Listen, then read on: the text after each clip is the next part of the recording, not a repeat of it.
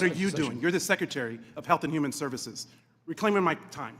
I'm asking about tangible actions and results. To me, the fact that you can't answer a basic question, like bringing down cost and coverage, which, thank you. I want to bring this conversation back to where I think it belongs, and that's with the people that we are all here to represent. Secretary Kennedy, while you're here, your boss is en route to my district in Las Vegas, trying to rebrand the One Big Beautiful Bill. But back home, my constituents aren't buying what President Trump is trying to sell, because they're living the real-life consequences of higher cost, less certainty, and real fear about losing their coverage and their access to care. During the majority's field hearing in Las Vegas last year, they shut out the public and brought in a paid actor. I took a different approach. I invited my constituents to share their real stories about what these healthcare cuts would actually mean for them. And what I heard wasn't a matter of politics, but rather of survival. One of those constituents is Deja, a mother of a medically complex child, Shay. Shay was born at 30 weeks. He spent 3 months in the NICU and came home on an oxygen and feeding tube, one he still depends on to survive today. He needs in-home nursing, specialists, and ongoing care, all made possible by Medicaid. Without it, his family would face inaccessible costs and copays, leaving Shay at risk of failing to thrive.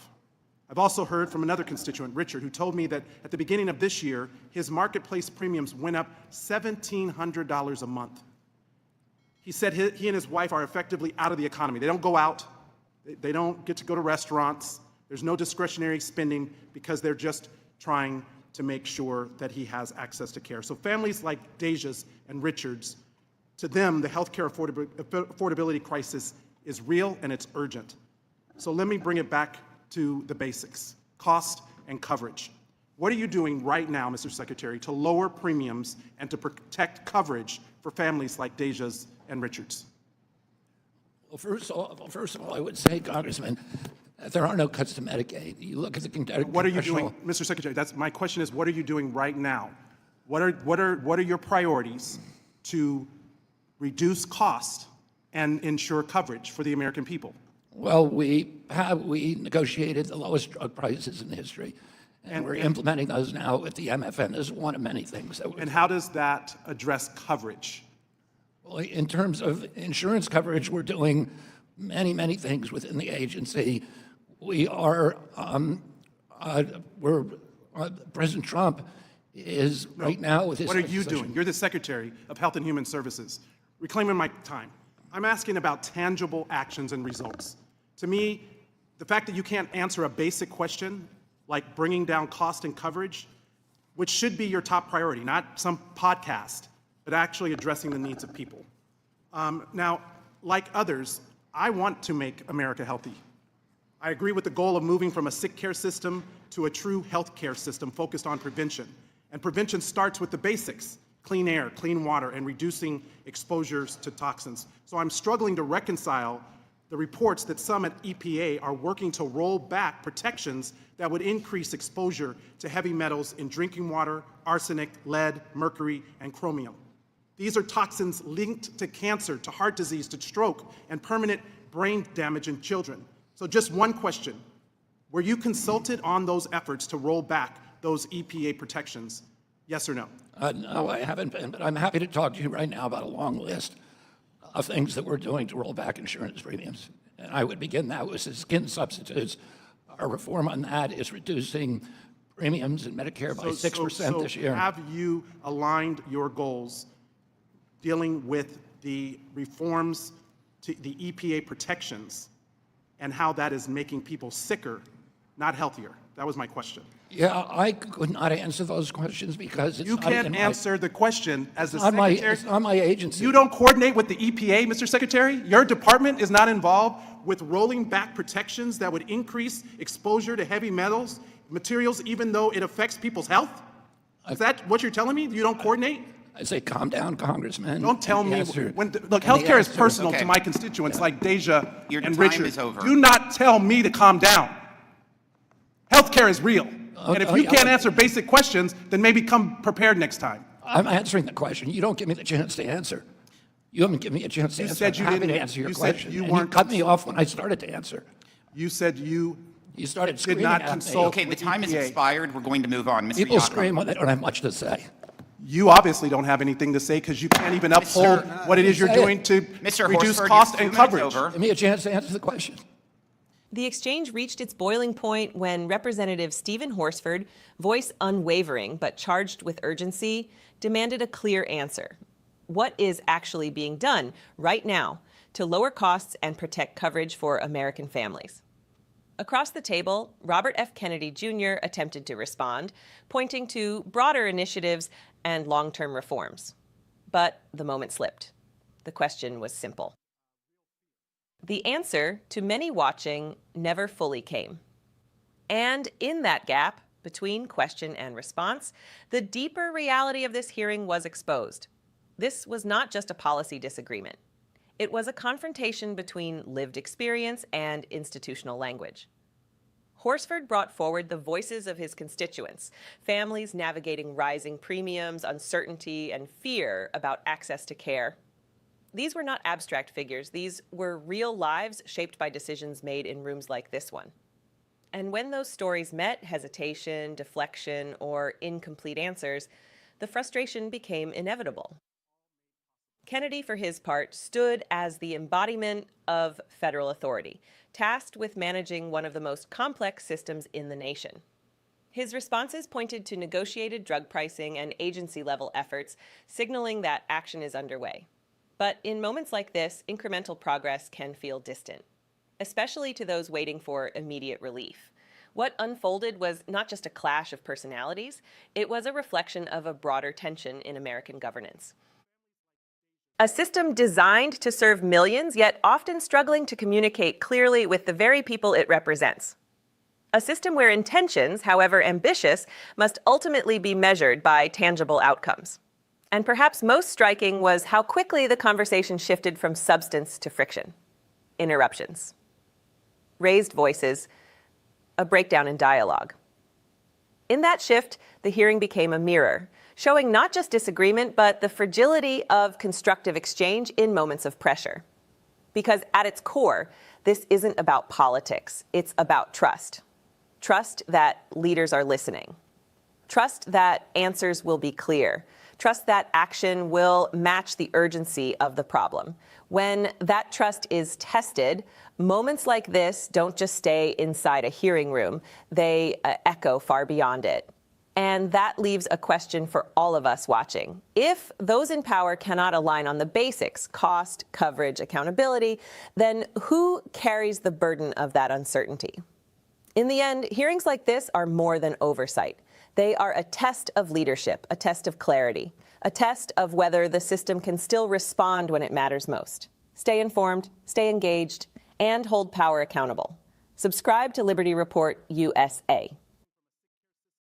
On October 13th, 2025, President Trump brought them home.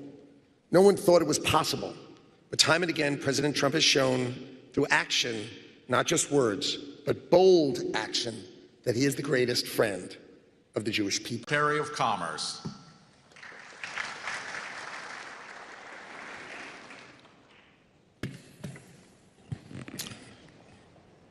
I'd like to start by expressing my gratitude to the survivors of the Holocaust who honor us today with their presence. Your lives of resilience in the face of immense, unspeakable evil and loss during civilization's darkest hour will forever remain a testament to the endurance of the human spirit. Speaker Johnson, Leader Jeffries, members of Congress and the Senate, I am honored to join you here today for this vital and important day of remembrance. I would also like to thank the United States Holocaust Memorial Museum for the invitation to speak on this solemn occasion, because the museum serves the vital civic purpose to ensure that current and future generations of Americans can never forget the lessons of the Holocaust. I want us all to think back where we were just a year ago when we were together. 20 innocent people were held hostage underground in Gaza, and many families were suffering, hoping to bury the remains of their loved ones. Amazingly, on October 13th, 2025, President Trump brought them home. No one thought it was possible, but time and again, President Trump has shown through action, not just words, but bold action, that he is the greatest friend of the Jewish people. Last year, I had the honor and privilege to represent the United States at the 80th anniversary of the liberation of Auschwitz-Birkenau with my friend, Steve Witkoff. The experience of witnessing that symbol of unchecked atrocity and depravity, wrought on an industrial scale, was pulverizing and incredibly moving. It left an indelible impression upon my wife and me, as it has from people all over the world who had visited that memorial, to the 1.1 million lives exterminated at the hands of the greatest evil of our generation. The stories of the victims of Auschwitz remind me that behind the brutal and horrific statistics are people of flesh and blood who, even in the face of incomprehensible suffering, do not let it and will not let it define them. People who carry the memories of family members the world never knew, but they will keep alive and always remember. People who, over eight decades, stand triumphant over a regime that, owing to the perseverance, sacrifice, and valor of the greatest generation, denied the objective of total annihilation and abject despair. But we all know that evil's reign did not cease in 1945. 56 years later, in 2001, the United States faced this evil again, when terrorists killed thousands of innocent Americans.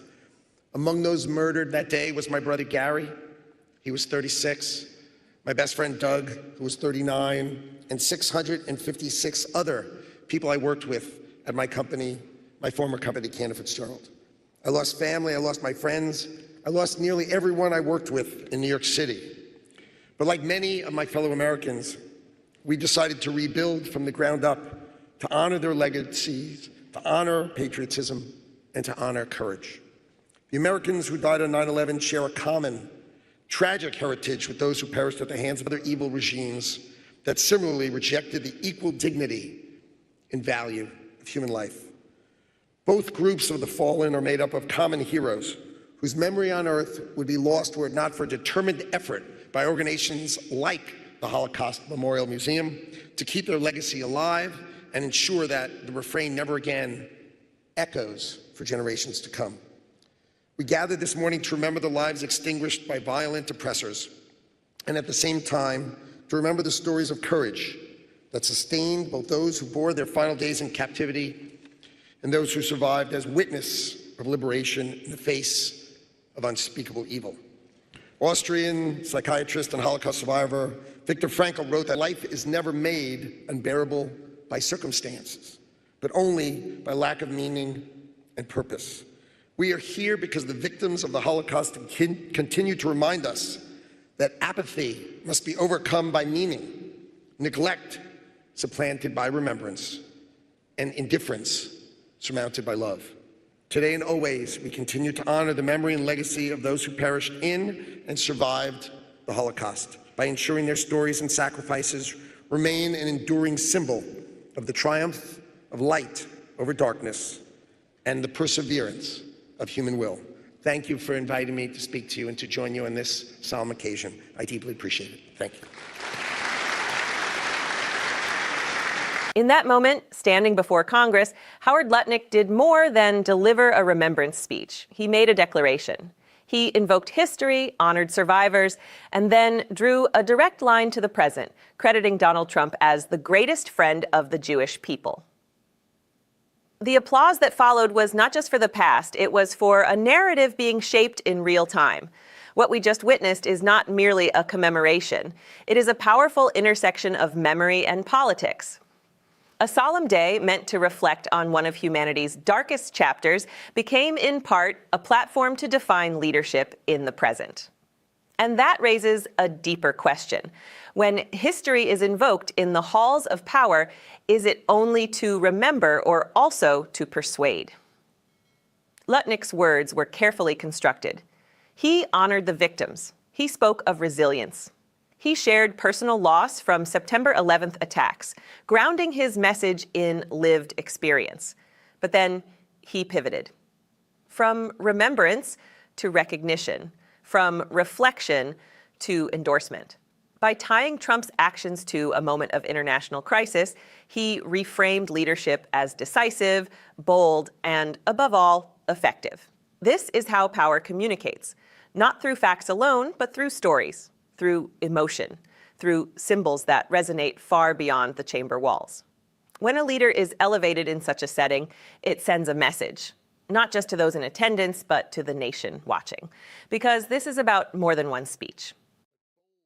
It's about how history is used to define the present.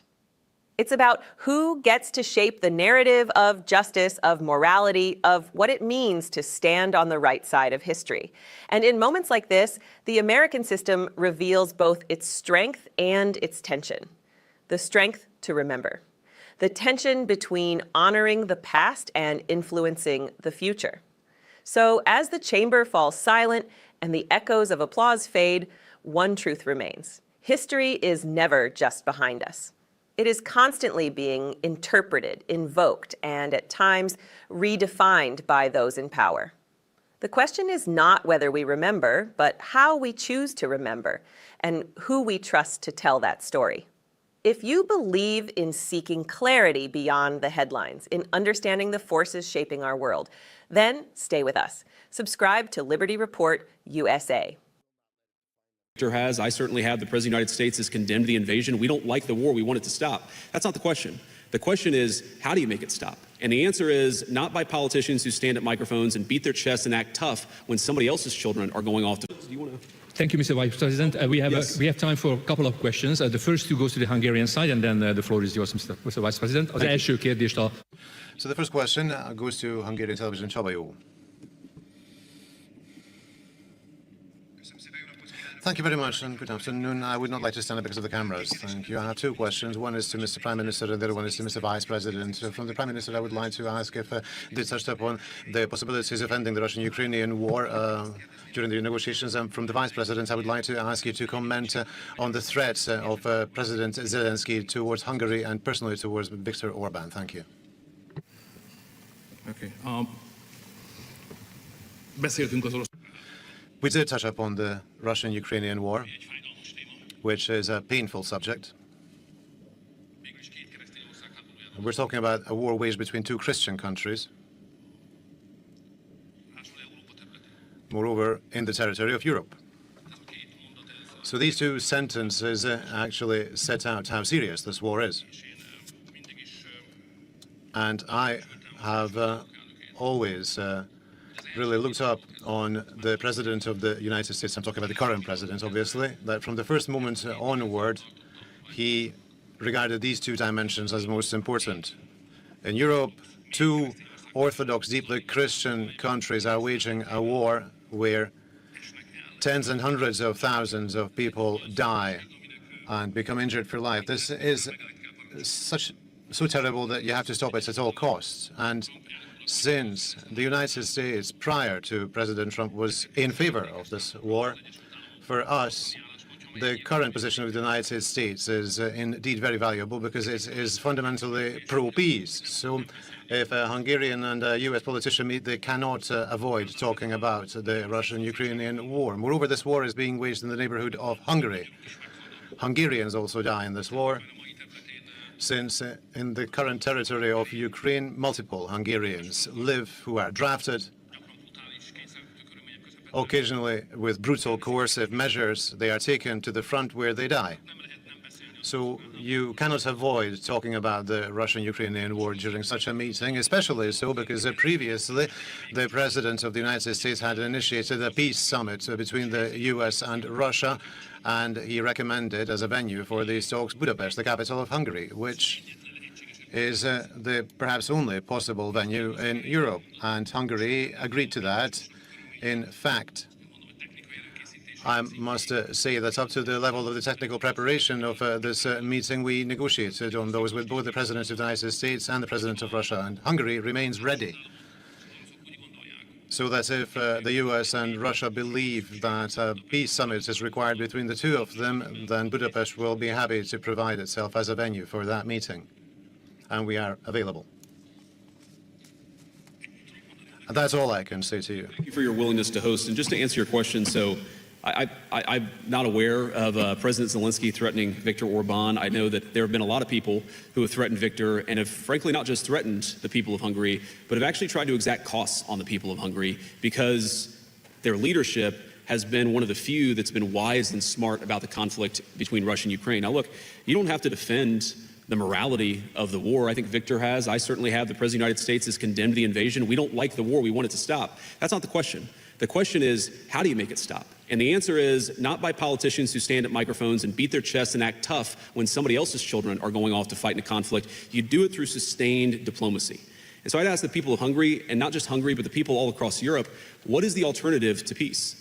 Is it to continue feeding young men into this terrible, terrible war, to continue this completely ridiculous cycle of violence, or is it to get serious about diplomacy? Is it to continue to have skyrocketing energy prices to the point where European economies are on the verge of collapse, or is it to sit down and get serious about a peaceful resolution? The reason the President of the United States has been so dedicated about this is not because it affects us as personally as it does the people of Hungary or Europe. In fact, we're much more insulated, as all of you know, from what's going on in Russia and Ukraine than most countries anywhere else in the world. The President has asked us to work so diligently on it because he knows that it's bad. It's bad for commerce, it's bad for morality, it's bad for human life. We need to actually engage in some real diplomacy. Viktor has been better at anybody at helping us understand what is it the Ukrainians need and what is it that the Russians need in order to achieve peace. We're going to keep on working on that process. As you've all heard the President say, this war has been the hardest of all the wars that he's worked on to solve, but we're going to keep on working at it. The President has ordered us to keep on working at it, but we need people in Europe who understand the stakes and understand how to get this negotiation done.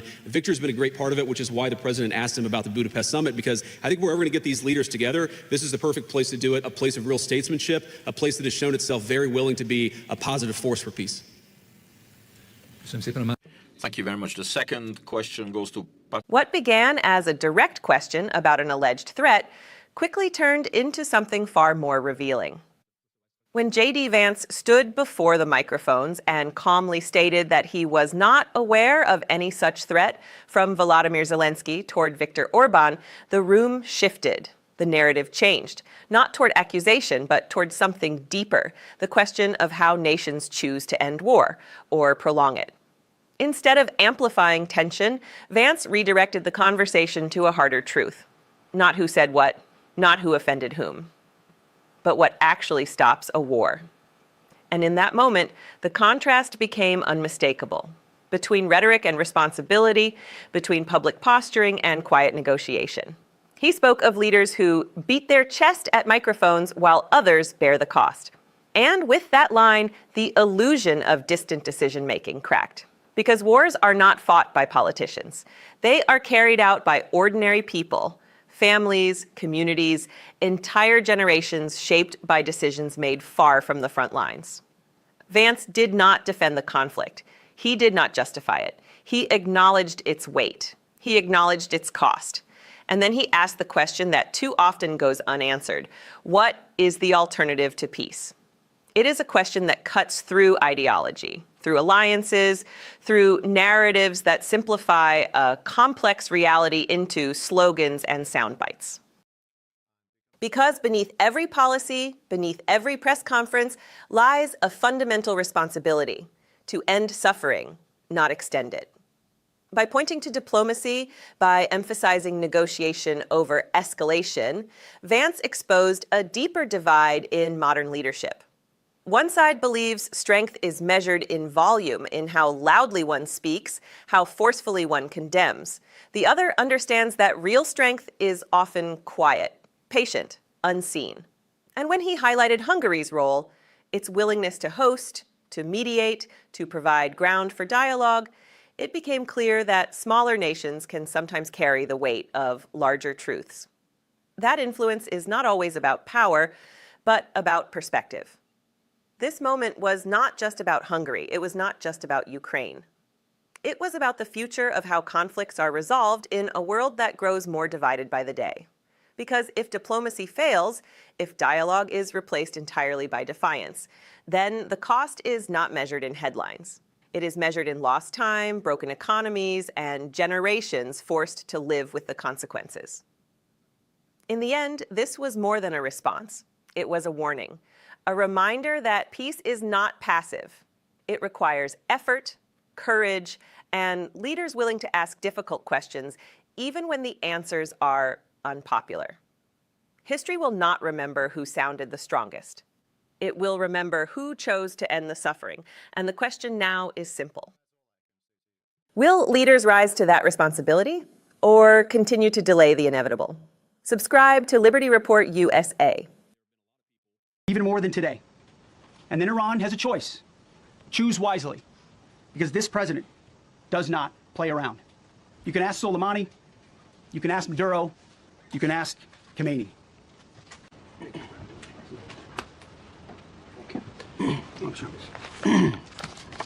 Well, John, thank you for the collaboration with the CIA as well, incredible and ongoing partnership. Ladies and gentlemen, fellow Americans, and especially the brave warriors in our armed forces, over this Easter weekend, the United States military has once again proved why we possess the greatest fighting force the world has ever known.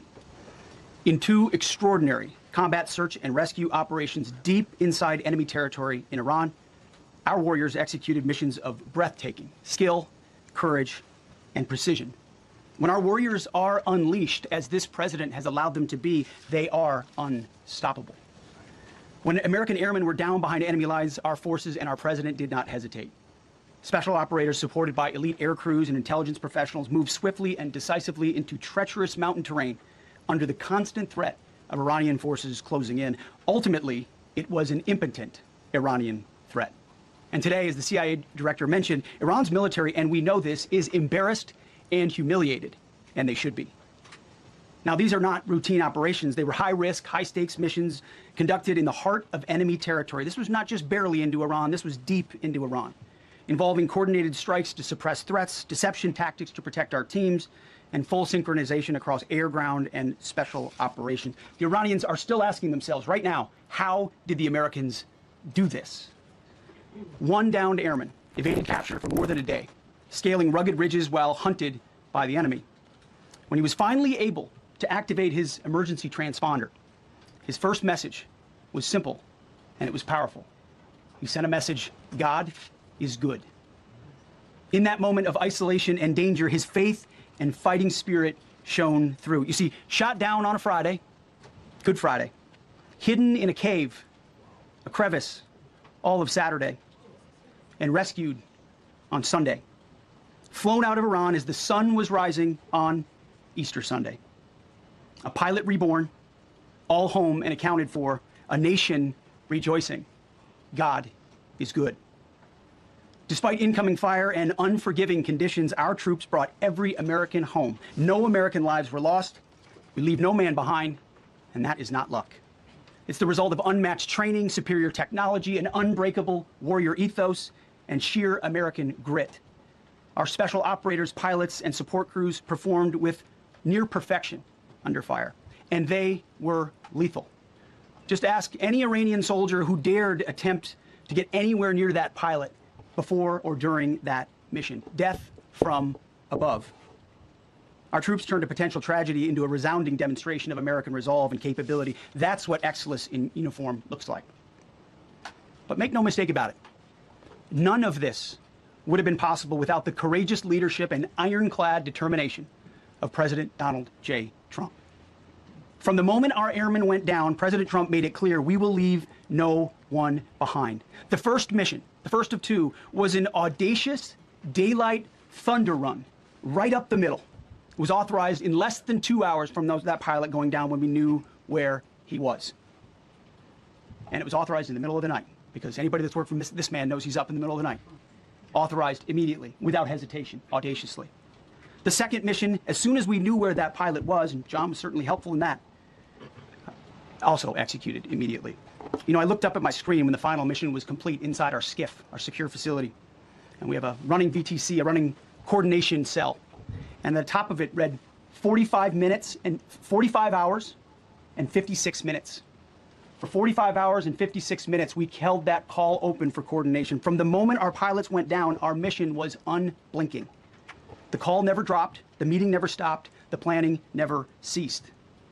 The president demanded rapid, decisive action. He backed our military with the full weight of his resolve, refusing to let enemy propaganda or tactical setbacks deter us. His leadership ensured that every lethal and non-lethal resource was brought to bear, that our forces had the authorities and the support they needed to succeed. When the president says he has the backs of our warfighters, he means it. And it means a great deal, and it's a big difference on the battlefield. President Trump understands that peace through strength is not a slogan. It is a doctrine that saves American lives. His unwavering commitment to rebuilding our military and restoring the warrior spirit has paid dividends in missions just like this one. Under his command, America projects power with confidence and brings our people home with victory. And that continues today, by the way. Per the president's direction, today will be the largest volume of strikes since day one of this operation. Tomorrow, even more than today. And then Iran has a choice. Choose wisely, because this president does not play around. You can ask Soleimani, you can ask Maduro, you can ask Khomeini. To those heroes who planned and executed these rescues, your nation stands in awe. I stand in awe. The chairman stands in awe. We all stand in awe of your professionalism and bravery. We serve for you. You embody the very best of America. To the rescued airmen and their families, welcome home. Your courage and endurance, the quiet declaration of faith amid the storm, inspires us all. God is good every day. And to our adversaries watching from Tehran, let this be a clear message. The United States military will go anywhere, at any time, to protect our own and complete the mission. We execute with precision. We control the skies. You see, we flew for 7 hours in daylight over Iran to get the first pilot. And we flew 7 hours in the middle of the night to get the second. And Iran did nothing about it. We fight with honor, and under President Trump's leadership, we win. So God bless our troops, God bless President Trump, and God bless the United States of America. Thank you. In that moment, standing before the nation, Pete Hegseth didn't just describe a mission. He delivered a message wrapped in triumph, in precision, in power. He spoke of American forces moving deep inside Iran, executing high-risk rescue operations with what he called near perfection. He spoke of a pilot hiding in the mountains, evading capture, sending a simple signal, God is good, before being brought home. And then, almost without pause, he escalated the stakes. Today, he said, would bring the largest volume of strikes since the operation began. Tomorrow, even more. This wasn't just a briefing, it was a declaration. What unfolded in that room reveals something far greater than a successful military operation. It reveals how power is communicated in modern America. Not quietly, not cautiously, but with confidence and with consequence. Every word, every phrase was designed to project strength, to send a signal not only to the American people, but to the world watching. Because when a government official stands at that podium and describes coordinated strikes deep inside another nation, followed by a promise of even larger operations to come, it raises fundamental questions about escalation, about strategy, about where the line is drawn between defense and dominance. Hegseth framed the mission as proof of American superiority. He described Iran's military as embarrassed, as humiliated. He emphasized speed, precision, and control. 7 hours in daylight, 7 hours in darkness, no interference, no resistance that mattered, a narrative of total operational dominance. But behind that narrative lies a deeper reality. Power, when exercised without restraint, reshapes the global landscape. It forces adversaries to respond. It tests alliances. It challenges the fragile balance that holds conflict at bay. And when leadership speaks in absolutes, we will go anywhere. We control the skies. We win. It signals not just capability, but intent.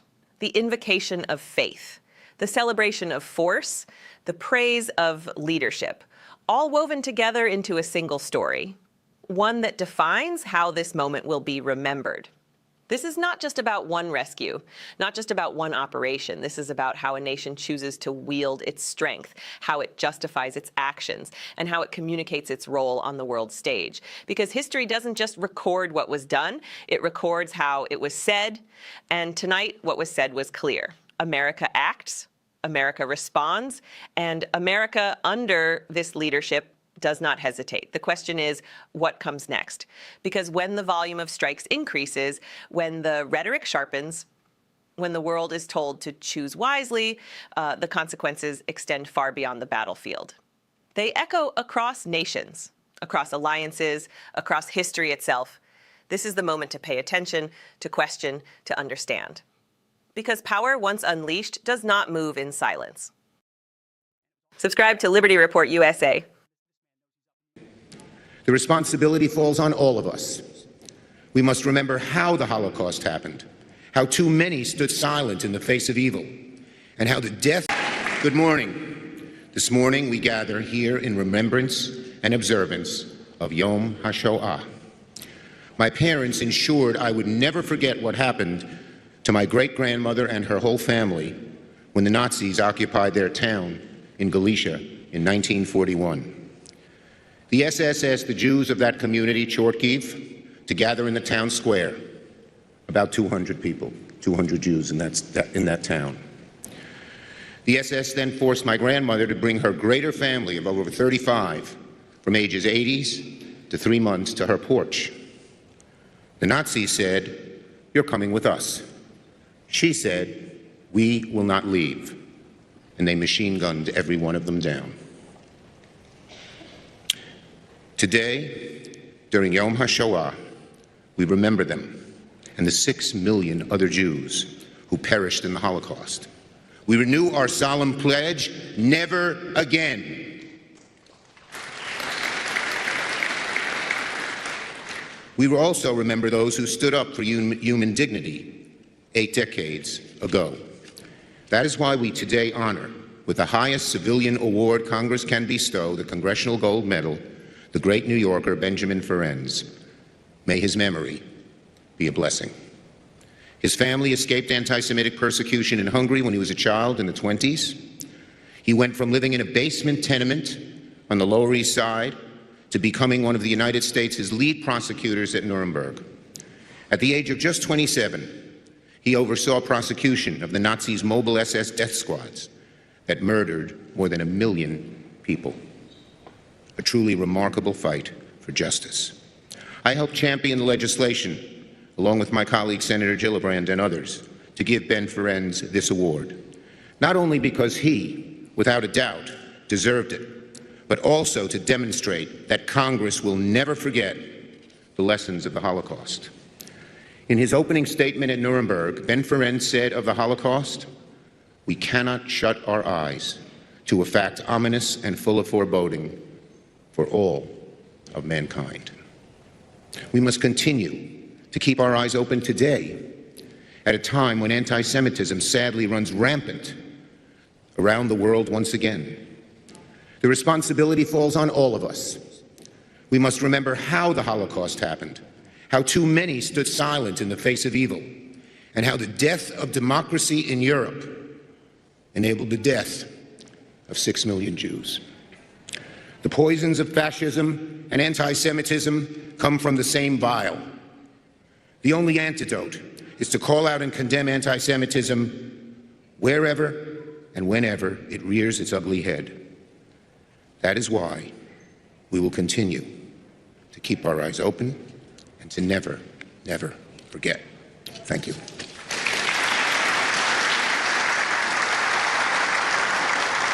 In this solemn moment, as Chuck Schumer recalls the words spoken at Nuremberg, we must continue to keep our eyes open today. The weight of history presses heavily on the present.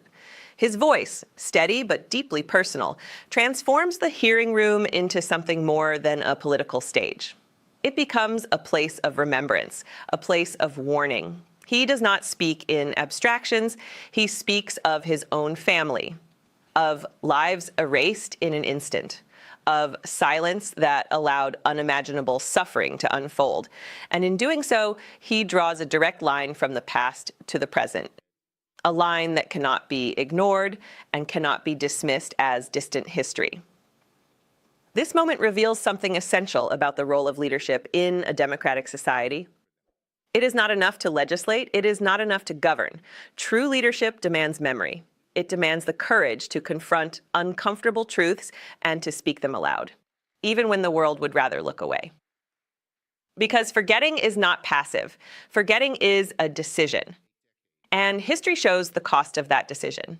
Schumer's warning is not simply about rising anti-Semitism.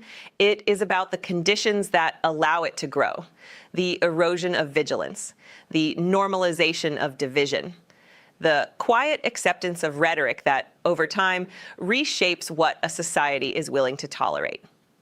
His reference to the fall of democracy in Europe is not accidental. It is a reminder that institutions, no matter how strong they seem, depend on the will of people to defend them. And here lies the deeper truth. The American system is not immune. No system is. The promise of justice, of equality, of dignity, these are not permanent guarantees. They are commitments that must be renewed again and again by each generation. When those commitments weaken, even slightly, the consequences begin to unfold long before they are fully recognized. This is why moments like this matter. Not because they change everything overnight, but because they force a confrontation with reality. They demand awareness. They demand responsibility. They demand action. Because the lesson of history is clear. The greatest threats are not always sudden. They are gradual. They grow in the spaces where attention fades and voices fall silent. And so the message echoes beyond this chamber. Keep your eyes open. Speak when it matters. Stand when it is difficult. Because the future is not shaped by what we remember, but by what we choose to do with that memory. Subscribe to Liberty Report USA. I know, you know, he said, Donald Trump said, you know, I may have a plan or I may not. For a war? Whoa. Here's people's lives are at stake. Billions are being spent on an almost daily basis. And he says, you know, I may have a plan or I may not. Mr. President. To recognize the minority leader. Mr. President, could we have some order, please? Senate will be in order. Thank you. Mr. President, we in quorum? Mr. President, the Senate is in session once again this weekend, and once again Republicans are doing nothing productive. Yesterday, instead of considering legislation to tackle inflation or end the war in Iran, MAGA Republicans wasted Senate floor time on a radical culture war amendment that went nowhere. It failed, and it accomplished nothing. A total waste of time with nothing to show for it. And yesterday, Republicans once again blocked the Senate's ability to finally start paying our TSA workers. These workers have gone now for weeks without pay. They work around the clock. They keep our airports running. And Republicans had the chance to pay them once again, and they refused. They refused. And the bottom line is, this was the first time we saw yes or no votes from Republicans on an amendment that simply said, pay them. Don't wait, as the Republicans are saying, till we resolve all the other issues in ICE. It simply said, pay them now, and they said no. And that shows you when they're voting yes on amendments that won't actually pay them because they can't pass, it won't pass because it's tied to all the other complications in ICE, including the desire that American people have that we must have warrants when you bust into someone's home, that the police should not wear masks. They say they'll only vote for TSA agents if we get rid of those things, if we don't make sure they have to wear masks. That's fake. That's not really helping TSA workers. Our amendment did. They all voted no, but we're going to keep at it. I say this to TSA workers. I say this to people at the airports who are waiting online ungodly hours. We will keep doing this until the Republicans see the light, feel the pressure, that they are holding up payment and relent. Now, today, Donald Trump and Homan are saying they will deploy ICE agents to airports starting on Monday. This is really disturbing. ICE agents who are untrained and have caused problems everywhere they've gone, lurking at our airports, that's asking for trouble. And it will certainly make the chaos at the airports even worse. No one has any faith in ICE agents. They haven't received training. They don't know what it is to be a TSA person and do what you need to do there. And the real problem here is they have no plan for using these ICE agents. Trump says send them there, they send them there, and Homan says they're still drawing up plans with less than a day's notice. What is this? We know what it is. It's another impulsive action by Donald Trump. Some idea pops into his head, and he announces it. And then the people working for him, a few of whom do have some degree of talent and ability, not many, underlings, they have to rush to try and implement what they know is an idiotic plan. In this case, it's a plan that has no planning. It's another impulsive action from Donald Trump. When he acts impulsively, there's usually trouble. Whenever Donald Trump acts impulsively with no follow-through, there's trouble. ICE agents will be asked to do things they are not trained to do. They don't know how to perform core TSA screening functions. Travelers will be on edge with federal agents looking over their shoulders. All they will do is worsen the situation at airports, which are already on edge. So I have an idea for Donald Trump. Instead of sending ICE agents to harass travelers at airports, why doesn't Trump get his act together and agree to pay the TSA workers and get the Senate Republicans to do so? Now, let's talk about the disastrous war in Iran, causing so much havoc, so much chaos, and raising everybody's gas prices and prices on so much else. Here's what Donald Trump said on Friday about the war. I know, you know, he said, Donald Trump said, you know, I may have a plan or I may not. For a war? Whoa. Here's people's lives are at stake. Billions are being spent on an almost daily basis. And he says, you know, I may have a plan or I may not. These are the words of the commander-in-chief in the middle of a war involving one of the most dangerous regimes on earth. I have a plan or I may not. That's unhinged and dangerous. Lives are on the line. The president says he may not even have a plan. Tens of billions are being wasted. No plan. Troops being killed and injured. No plan. Civilians being killed and injured. No plan. Gasoline costs $3.94 a gallon on average. And Trump, I have no plan. Or I may not have a plan, which means none. What does Donald Trump do? He lifts sanctions on two of the states that are enemies to us in so many ways, Iran and Russia, so they can go after our own troops and allies. Lifting sanctions on Iran and Russia so they can go after our troops and our allies. It's the dictionary definition of asinine. Donald Trump's military strategy is like watching a snake eat its own tail.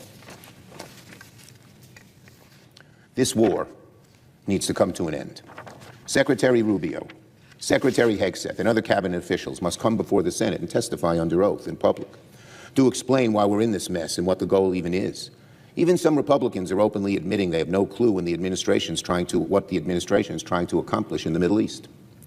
Enough is enough. The American people do not want a war with Iran that has no end. They do not want to see our troops deployed again and again to the Middle East, and they don't want to just have a knot in their stomach every time they pull up to the gas pump, and soon enough the grocery store as well, because of the higher prices caused by this war. It must come to an end. I yield the floor. The chamber had already grown restless. Voices echoed across the Senate floor, papers shuffled, conversations murmured beneath the surface of formal procedure. And then, in the middle of it all, the minority leader of the United States Senate stood and delivered a message that cut through the noise with unmistakable force. Enough is enough. With those words, Chuck Schumer drew a line, one not only directed at Donald Trump and his administration, but at the growing tension surrounding America's expanding military engagement with Iran. This moment inside the Senate was not simply another exchange of partisan criticism. It was something deeper. A window into the fragile balance of power that defines the American system of government. And in that moment, Schumer was raising a question that echoes throughout American history. Who is truly accountable when the nation moves toward war? Standing before the chamber, Schumer laid out a picture of dysfunction and urgency. He spoke about Senate gridlock, about legislation stalled while political theater dominated the floor. He pointed to the failure to resolve immediate issues, like paying TSA workers who keep America's airports operating, while the nation simultaneously faces a growing military conflict abroad. The contrast could not have been sharper. On one side, the everyday responsibilities of government. Workers waiting for pay, travelers standing in long lines at airports, citizens expecting stability from their leaders. On the other side, the immense gravity of military decisions unfolding thousands of miles away. And in Schumer's view, those priorities were dangerously misaligned, because when the discussion turned to the conflict involving Iran, his tone shifted from frustration to alarm. He quoted a statement attributed to President Trump, words suggesting uncertainty about whether a clear strategy even existed. I may have a plan, or I may not. For Schumer, those words were more than a troubling remark. They represented what he described as the absence of direction in one of the most consequential decisions any administration can make. War demands clarity, strategy, accountability. The stakes are measured not only in dollars and diplomatic consequences, but in human lives, international stability, and the long shadow of history. Throughout the speech, Schumer connected these concerns to a broader pattern he believes has defined Trump's leadership style. Impulsive decisions followed by rushed attempts by officials to implement them. He described a government scrambling to catch up with announcements made before the groundwork had been laid. Whether one agrees with that criticism or not, the larger debate it represents is undeniable. At its core lies one of the oldest tensions in American democracy: the balance between presidential authority and congressional oversight. The Constitution grants Congress the power to declare war. Yet, modern conflicts often emerge through executive decisions that move faster than legislative debate. And in moments like this, those tensions rise to the surface. Schumer argued that the current situation in Iran reflects exactly that kind of imbalance.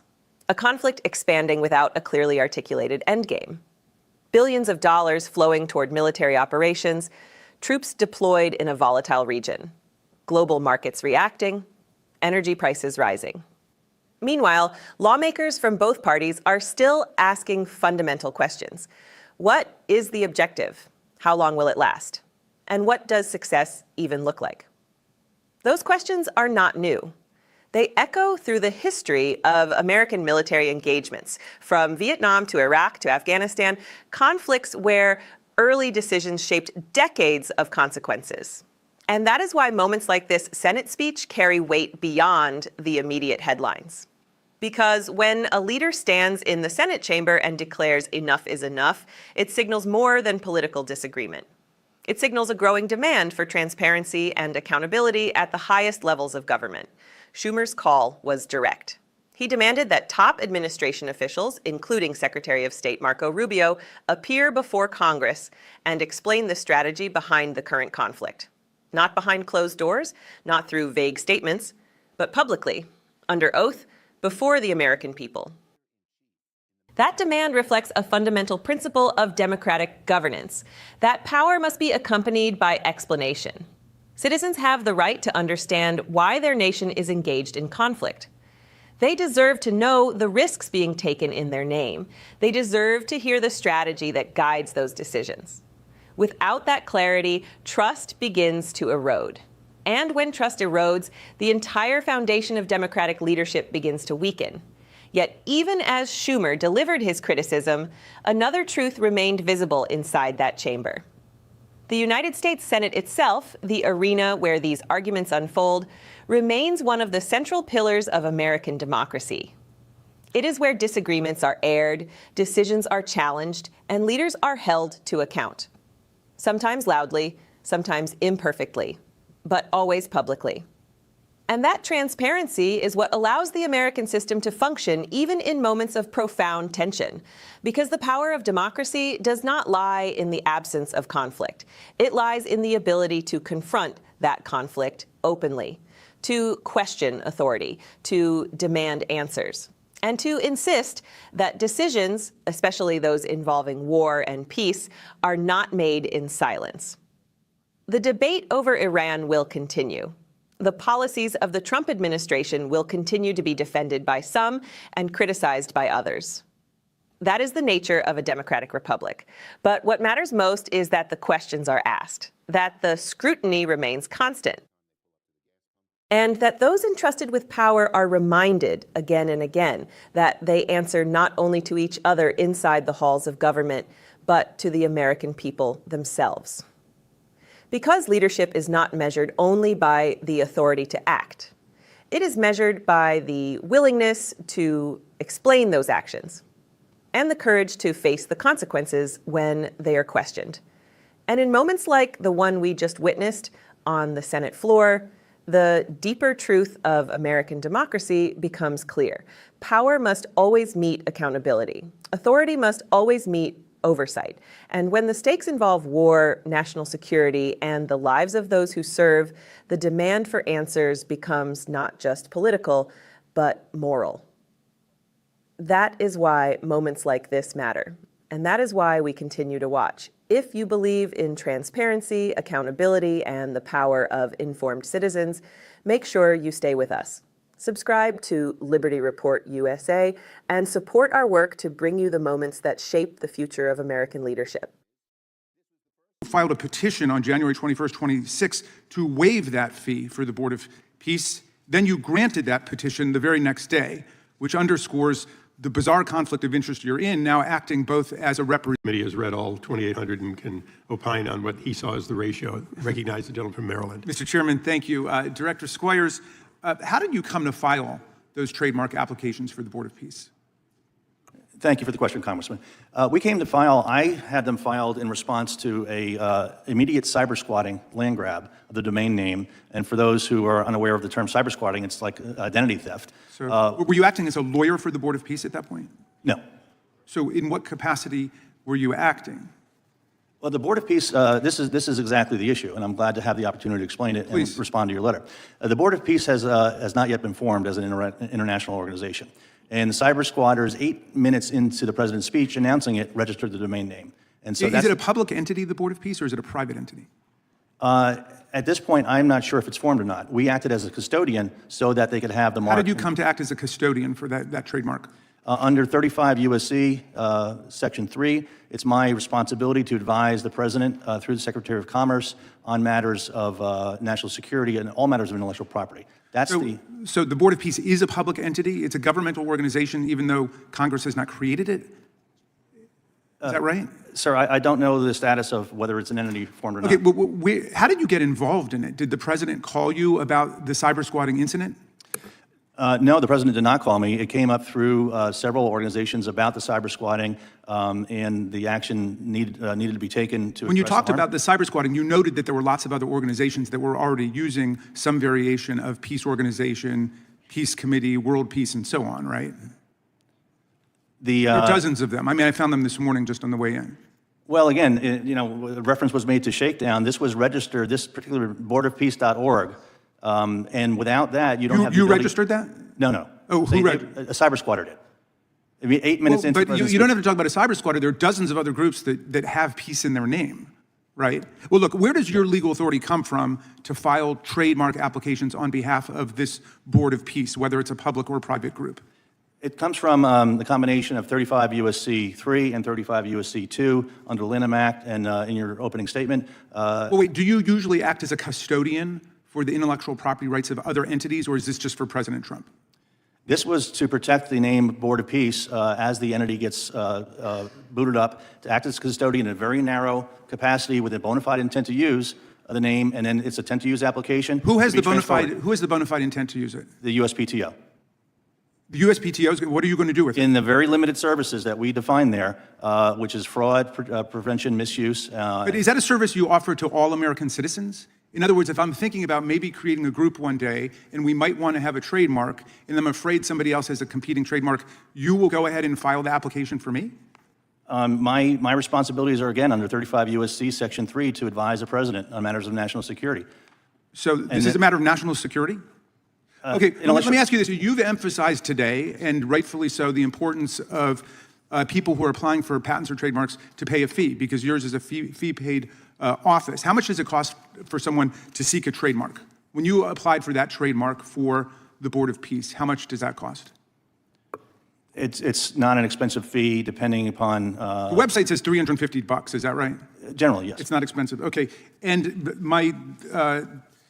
one of the able lawyers on my staff just passed me this, you filed a petition on January 21st, 26 to waive that fee for the Board of Peace. Then you granted that petition the very next day, which underscores the bizarre conflict of interest you're in, now acting both as a representative of the Board of Peace and also the trademark office that's going to pass upon the petition. But why did you seek a waiver for the $350 for the Board of Peace, and why did you grant it? The waiver was sought under the particulars of the intent to use application as the custodial filer, and I did not grant my own application. Well, your signature, as I'm reading it, you filed this on the 21st, and then you approved it on the 22nd. Well, I would like to see the document to which you're referring. Okay, but, we will get you those documents. Are you saying you would not have approved it had you seen it? I'm saying I don't recall this particular situation. Okay, but I do believe it's in your my authority. signature, okay, it was approved by Dan Vovanisi, but your signature is on the petition. And I guess, yes. Why did you request that waiver of the $350 payment for the Board of Peace? Again, given that this is going to be an international organization, given the situation with the intent to use and the bona fide limited scope that we had, I made that petition just as I signed the application, and it was granted Okay, and by then someone finally, else. you know that the Lanham Act forbids anyone from submitting an application unless they're the owner of the mark or the legal representative of the mark. So were you representing yourself as the owner of the mark or the legal representative when you filed the petition? No, we are very clear. It's on a custodial basis. We are not the owner. It will be transferred to the entity once it's formed. Okay, well, you're listed as the owner on the petition, both for the waiver and also the application. So, I mean, that's the way the Lanham Act works. In other words, if I'm asking for your advice, could I get another company to apply for a trademark for me? What's the answer to that? If you're the President of the United States, yes. The President of the United States could have somebody else. The President of the United States has tons of trademarks. So you're saying that he doesn't have to submit himself? But where does it say in the Lanham Act that the President of the United States is exempt from the general rule that you cannot have a third party seeking an application on your behalf?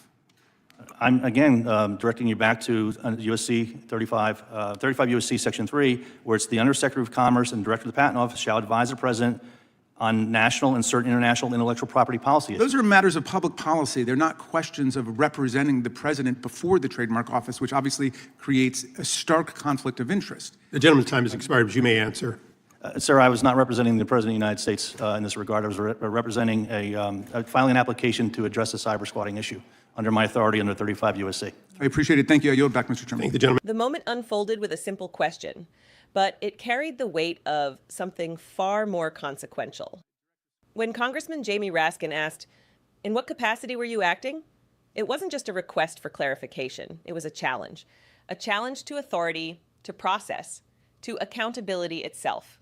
What followed was not a clear answer, but a pattern of uncertainty, deflection, and blurred lines. The official at the center of this exchange could not definitively say whether the Board of Peace even existed as a formal entity. Yet actions had already been taken, trademarks filed, fees waived, authority invoked, all in the name of something not yet fully formed. And that is where the deeper story begins, because this was not merely about intellectual property, it was about power, how it is exercised, how it is justified, and how easily it can move ahead of structure, law, and oversight. When a government official claims authority under statutes designed to advise on national security, yet uses that authority to intervene in what appears to be a private or undefined entity, the lines between public duty and discretionary action begin to dissolve. Raskin's questions exposed a fundamental tension. If the Board of Peace is not yet an official organization, then who exactly was being represented? If no clear ownership existed, then under what legal framework could an application be filed? And perhaps most importantly, if fees that every American is expected to pay can be waived in this case, what does that say about equal treatment under the law? The answers offered were cautious. At times, uncertain. At other times, circular. Authority was cited, statutes referenced, but clarity remained just out of reach, and that is what lingers. Because in moments like this, government is not judged by what it claims, but by what it reveals under pressure. Transparency is not tested in prepared statements. It is tested in unscripted exchanges where simple questions demand precise answers. What we witnessed was not just a legal debate.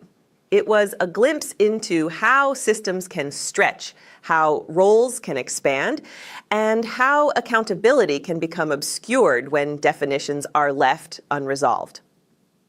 In a system built on checks and balances, ambiguity is not a small detail. It is a warning sign.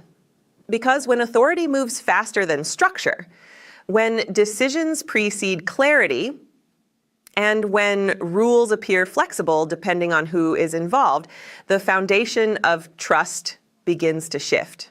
And that is why moments like this matter. Not because of one trademark, not because of one organization, but because of what it tells us about the system itself. A system that depends, above all else, on transparency, consistency, and the rule of law. The question is no longer what happened in that hearing.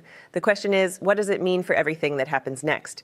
Subscribe to Liberty Report USA. Congress, and that it is embarrassing America. 2 American congresspeople got the Epstein files released, and America has been the least nation to actually hold the Epstein class accountable. In fact, Britain is asking for the release of the remaining files based on the Epstein Transparency Act. So it should be sobering that instead of leading in holding the Epstein class accountable. Another audience question, this one about your home state, your now home state. Since 2000, California has had the lowest growth rates in its history as a state, and the pandemic intensified the state's population slowdown. However, the state's economy outperformed every other in the U.S. in 2025. Do you think the federal government needs to intervene on the slowing population? California has the problem that the nation has, and my district has the same problem, which is that the economy is really working well for those who are in technology, those who are in entertainment, those who are in finance. But it's very hard for people who are in the working and middle class. It's hard because the cost of housing is too high. We messed up housing policy in our state.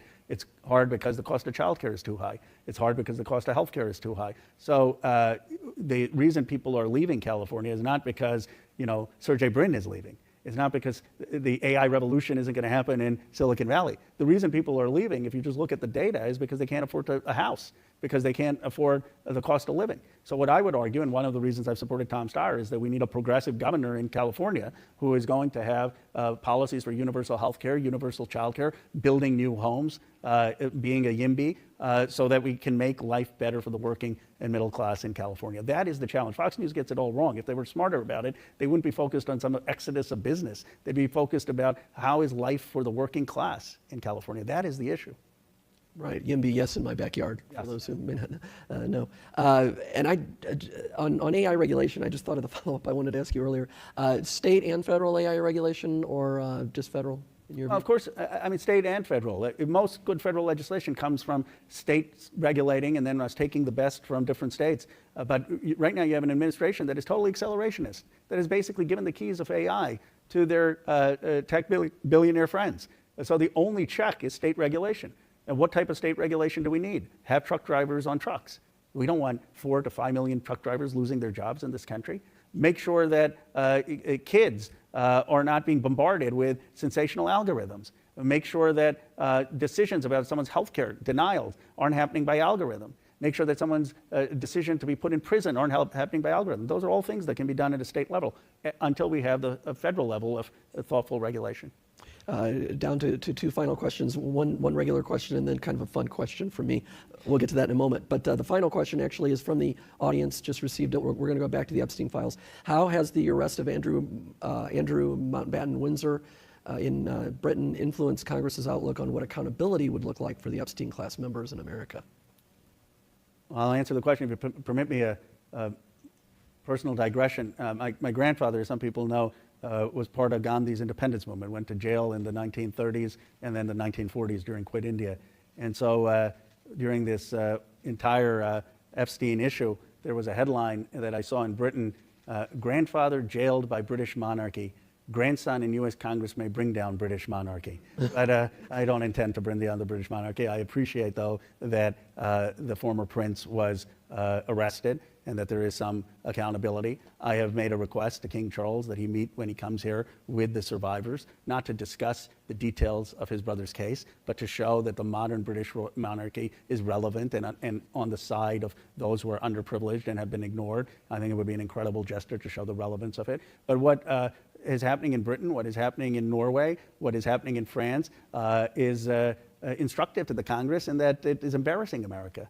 2 American Congresspeople got the Epstein files released, and America has been the least nation to actually hold the Epstein class accountable.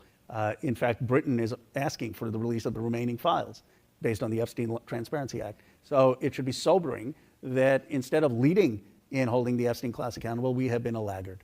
And I believe what Britain is doing and other nations are doing is more reason for urgency in this administration to actually get justice. In those final moments, Ro Khanna shifted the tone of the entire exchange. What began as a policy discussion on California's economy and artificial intelligence suddenly turned into something far more profound. A reflection on accountability, power, and the moral responsibilities of institutions on both sides of the Atlantic. When Khanna spoke about his request to King Charles III to meet with survivors connected to the Jeffrey Epstein scandal, the room was no longer just a forum for ideas. It became a stage for a deeper question: who truly answers when influence and privilege collide? This was not a casual remark. It was a deliberate attempt to connect leadership with moral clarity. Khanna did not call for spectacle. He called for symbolism. A gesture that would signal whether modern institutions still stand with those who have been ignored, or whether they remain distant, insulated by tradition and power. And in doing so, he revealed something deeply uncomfortable about the current state of American governance. Because as he pointed out, other nations have moved forward. Investigations have advanced, actions have been taken, and yet in the United States, the pace of accountability has lagged behind. That contrast is more than political. It is reputational. It raises a troubling possibility that the very system designed to uphold justice can, at times, hesitate when confronted with its most powerful subjects. Khanna's words cut through the usual partisan framing. This was not about left or right. It was about credibility, about whether a democracy can maintain public trust if it fails to pursue difficult truths with the same urgency it demands in other arenas. When he described America as falling behind in confronting the so-called Epstein class, he wasn't just making a critique, he was issuing a warning. Because history has shown that institutions are not judged by their promises, but by their actions. And when those actions appear uneven, selective, or delayed, confidence begins to erode, quietly at first, then all at once. What made this moment so striking was its clarity. A sitting member of Congress openly acknowledging that the United States, a nation that often positions itself as a global standard, is now looking to others for examples of accountability. That reversal carries weight. It challenges assumptions, and it forces a reconsideration of what leadership truly means in a world where information moves faster than ever and scrutiny is constant. In the end, this wasn't just a comment about one case or one request. It was a reflection of a broader struggle, the tension between power and responsibility, between influence and integrity. And it leaves us with a question that cannot be ignored. If accountability is possible elsewhere, why not here? Because the strength of any system is measured not in moments of comfort, but in moments of challenge. And what we witnessed here was one of those moments. The outcome is still uncertain, but the message is clear. The world is watching, the public is listening, and the demand for truth is not going away. Subscribe to Liberty Report USA. The war in Iran. Well, first and foremost, it's outrageous that this is a unilateral war started by one person, the president, when the Constitution clearly says a war, especially something of this magnitude involving 15 countries, not only affecting the region. Senator, so let's start with that, what interview I just did with Ambassador Mike Waltz. What did you think? Was there anything you reacted to in terms of his view of the war in Iran? Well, first and foremost, it's outrageous that this is a unilateral war started by one person, the president, when the Constitution clearly says a war, especially something of this magnitude involving 15 countries, not only affecting the region, but really from the war in Ukraine to our posture and positioning in Asia. We have a massive undertaking right now that has not come to Congress. In addition to that, the president said he was going to focus on costs of the American people. He is driving them up. So not only did he cut millions of people's health care, not only has he taken steps through his tariffs that are driving up costs and driving out small businesses, but now he's doing something that is further increasing the pain of American people. So why hasn't this come before Congress? Why are Republicans just lying down and doing nothing and allowing this president to do whatever he wants? You say gumming up the works. I say trying to get the Senate back to doing its job, and Senate Republicans not being a lapdog for the president, but actually doing their constitutional duty. So you've called the war with Iran unconstitutional, and you're working with other Democrats to file a new war powers resolution to rein Trump in. Past war powers resolutions, as you know, have failed because of a lack of Republican support. Do you have any Republican buy-in here other than Rand Paul? Well, let's just put it this way. The Senate should not be operating as business as usual. I mean, because of the war. Because of the war and because of the extreme crises we have in the country right now. Remember, millions and millions of Americans are going to lose health care as a result of their failure to extend the Obamacare subsidies. But the other $1 trillion they cut out of Medicaid is going to cause another big crisis. If you talk to any Americans, look at any poll, this is what they're concerned about: rising costs, loss of health care, and more. And so here's the Senate, which swore, as we've seen by the Constitution, which is supposed to provide checks and balances, oversight, accountability to an executive out of control, that has done none of that. And so from its military, everything from the beginning when they were using signal to send out war plans to even now, Republicans time and time again don't do their constitutional duty of checks and balances, oversight. What they do, though, is just lean over an advanced form of yoga, bending over backwards to do whatever the president wants. Yeah. Presidents on both sides of the aisle have authorized serious military operations without seeking the authorization of Congress. As I don't need to tell you, the actual last time the Congress declared war was World War II. Right. Korea was a police action. Vietnam was a conflict. President Obama didn't seek authorization before engaging in military action in Libya in 2011. Wouldn't you say that Congress, regardless of party, has kind of self-emasculated itself when it comes to this? I mean, it's taken away its own powers and ceded it to the executive branch, mainly because they don't want to be on record pro or con for any war. Well, listen, I'm going to be one of those Democrats that say I think both parties have been feckless in allowing the growth of the power of the presidency. But let's put this into perspective. Nothing Obama did, nothing Trump did even in his first term, or in any way relation to what we're seeing right now. The biggest military engagement of our country since the war in Afghanistan. Literally, you see with what's going on in the Strait of Hormuz right now, as the biggest gumming up of the oil markets we've ever seen.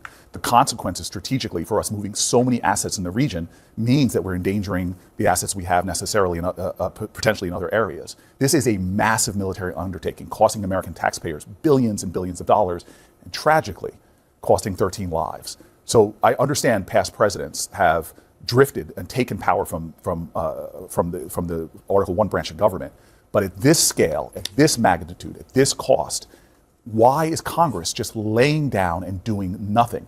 Because if we allow this to happen, then we give Trump the permission to say, okay, finish with Venezuela. I went to Iran. Now I'm going to go to Cuba. Now I'm going to go to North Korea. It is outrageous and never conceived of that we could have this level of a military engagement without the people's house, Congress, doing something about it. You need 60 votes, right? Again, do you even have 50? I mean, well, again, the chance for success. I really believe what a great faith leader once said: I was called to be faithful, not to be successful. We need people that are going to stand up and fight for the Constitution and stay faithful to the oaths we swore, not be complicit in a reckless, out-of-control president who's causing chaos abroad and rising costs at home. But one more point here. I have seen time and time in my short time in Congress that the power of the people is greater than the people in power. One of the reasons why I want us to make do what the American people want is center this debate in Congress is because it informs the American people and also, I think, can inspire more action. People are giving up on Congress right now because it's not doing its job. Yeah. We need to show them that we're fighting in hopes that we'll see more activism as well to hold people to account. As we get closer to the November election, I'm telling you right now, I'm hoping Republicans will find their backbone and realize that Donald Trump is an anchor around the neck of the Republican Party as he continually to prove to be a liar to the American people, not focused on their costs and their issues, but his adventurism abroad. So let's turn to domestic issues, because in Michigan this week, an attacker rammed a vehicle full of explosives into a synagogue and preschool, was only preventing from carrying out a mass murder because of the quick action of security officials. Your wife, congratulations on your marriage, by the way, your wife is Jewish. So I'm sure you would have cared about this before, but you have a Jewish wife and presumably will have a Jewish family, so this is personal. Do you think, there's a lot of anti-Semitism on the right and the left, both. Do you think that your party, the leaders of your party, are doing enough to call out anti-Semitism within the Democratic Party? I think whenever you take hate, no religious group in America has seen the spike of anti-Semitism that we're seeing, but I also see rising hate against other religious groups as well. As soon as you try to lay a partisan lens over it, you weaken the moral call for America to reject hatred. This is outrageous to me that we have allowed a president who is literally saying, when asked about the cost of domestic terrorism at home, saying this might happen, war has costs. That to me shows you again how dangerous Donald Trump is, chaotic, corruption, cruel, and his indifference, it seems, to the crisis going on at home, which is continuing rising attacks. All of us have a moral obligation to stand up against anti-Semitism, to stand up against hate, and to stand up against political violence. And the silence that we have from the White House regarding these tragedies and the growing concerns you even see amongst law enforcement about the security of our home, it's unacceptable to me. So in terms of the security of our home, there have been a number of attacks. The ISIS-inspired bombing attempt in New York City outside Pam Bondi's house, a shooting target at an ROTC class at Old Dominion, and on and on and on. Meanwhile, the Department of Homeland Security is still shut down because Senate Democrats are blocking the funding bill over the Trump administration's immigration crackdown. Given the security concerns you just expressed, and given the fact that honestly, Secretary Noem has been fired, Tom Homan took over from Greg Bovino and Noem in Minnesota, you could argue Democrats won the debate. Isn't it time for Democrats to reopen and refund DHS? So first of all, Democrats have tried multiple times to try to get TSA, CISA, the Coast Guard funded. Republicans have refused time and time again to fund. Yeah, they want the whole agency funded. They want the whole agency. ICE is still out there doing reckless things in communities. ICE is still arresting and detaining American citizens. ICE is still having unmasked people jumped out of unmarked cars, abducting people from the streets, barreling into homes. Even Americans, even veterans are being swept up in ICE's chaos. I will not approve another dollar for ICE, given all that they're doing. But we should be funding those TSA agents that keep us safe, CISA, Coast Guard, and for Republicans to refuse to do it is unacceptable. All right, Senator Cory Booker. And I'll make one last point. It's important, Jake. They have cut the people out of FBI and other agencies that should be protecting our homeland. This is a president that is not keeping America safer. He's making it more dangerous, having lawless people in our communities doing lawless things, and his operations overseas for the things that he's doing there not to be debated in Congress is outrageous. And this is what the work of this week in Congress is going to be, focusing it back on the people's concerns, public safety, and the rising costs. Democratic Senator Cory Booker, New Jersey, thanks for being here. In that moment, Cory Booker didn't just raise his voice, he drew a line between constitutional duty and unchecked authority, a line between a nation guided by law and a nation drifting under the weight of unilateral decisions. When he called the war outrageous, when he questioned why Congress had been bypassed, and when he pointed to the rising toll on American service members, it was more than political rhetoric. It was a warning that something fundamental is being tested. Because what unfolded in that exchange was not simply a debate over foreign policy. It was a deeper confrontation over the very structure of American governance. Booker's argument cuts to the core of the Constitution itself, the principle that no single individual should have the power to commit a nation to large-scale military engagement without the consent of the people's representatives. And yet, here we are. A military operation spanning multiple regions, billions of taxpayer dollars committed. Strategic risks stretching from the Middle East to Europe to Asia. And still, no full congressional authorization. No decisive moment where elected officials stand, vote, and take responsibility for the direction of the country. That absence speaks volumes. Because when power moves forward without accountability, it doesn't just reshape foreign policy, it reshapes the balance of democracy itself. The system of checks and balances, designed to prevent exactly this kind of concentration of authority, begins to erode not with a single dramatic collapse, but with quiet acceptance, with inaction, with silence.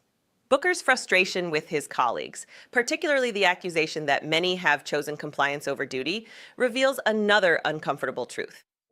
This is not just about one administration. It is about a long bipartisan pattern. A gradual transfer of power from Congress to the executive branch. A slow normalization of decisions being made behind closed doors without the full transparency the public deserves. But even within that history, Booker made it clear this moment is different. He described it as one of the largest military undertakings in recent memory. He pointed to the scale, the cost, the global consequences, and perhaps most importantly, he connected it directly to the lives already lost. Not as statistics, not as distant figures, but as real human cost, 13 service members who will never return home. And that is where the weight of this moment truly lands. Because behind every policy decision, every strategic calculation, every speech and counter-speech, there are consequences that cannot be reversed. Families changed forever. Futures cut short. A nation carrying the burden of choices made in its name. Yet Booker's critique did not stop at foreign policy. He tied this moment to the realities facing Americans at home: rising costs, strained healthcare systems, economic uncertainty. And in doing so, he exposed a tension that has defined so many moments in American history: the gap between priorities abroad and pressures at home. What does it mean when a nation expands its military commitments while its citizens struggle with basic needs? What does it say about leadership when resources are stretched across global conflicts while domestic concerns continue to grow? These are not easy questions, but they are necessary ones. And perhaps the most striking part of Booker's message was not his criticism of the president, it was his challenge to Congress itself, his insistence that the responsibility does not end with pointing fingers, but begins with action, that lawmakers must reclaim their role, that they must be willing to stand, to vote, to be held accountable. Because without that courage, the system does not function. He spoke of faith over success, of the obligation to remain loyal to the Constitution, even when the political outcome is uncertain. And in that, there is a deeper message, not just for politicians, but for the public as well. A reminder that democracy is not self-sustaining. It requires participation, it requires awareness, it requires pressure from those outside the halls of power to ensure that those inside them do not forget their duty.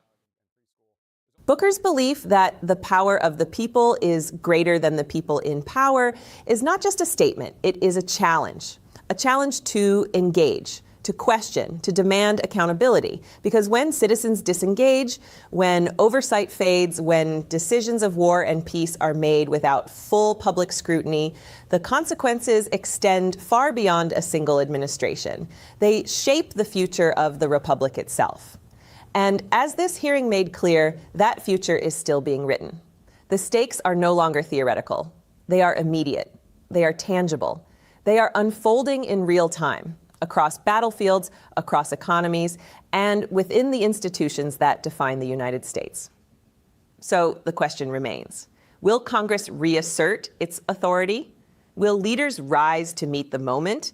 Will the American people demand clarity, accountability, and a voice in decisions that carry such profound consequences?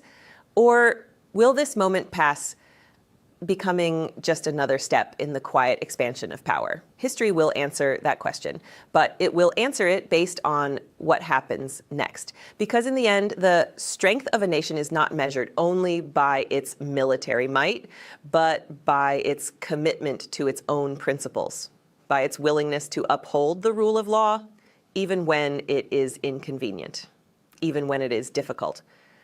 That is the test before us now. And the outcome will define far more than a single conflict. It will define the future of American democracy itself. If you believe in accountability, if you believe in transparency, if you believe that power must answer to the people, then stay informed, stay engaged, and stand for the principles that hold this system together. Subscribe to Liberty Report USA. Donald Trump promised total and complete victory. Instead, he delivered total and complete chaos. That's not victory, that's failure.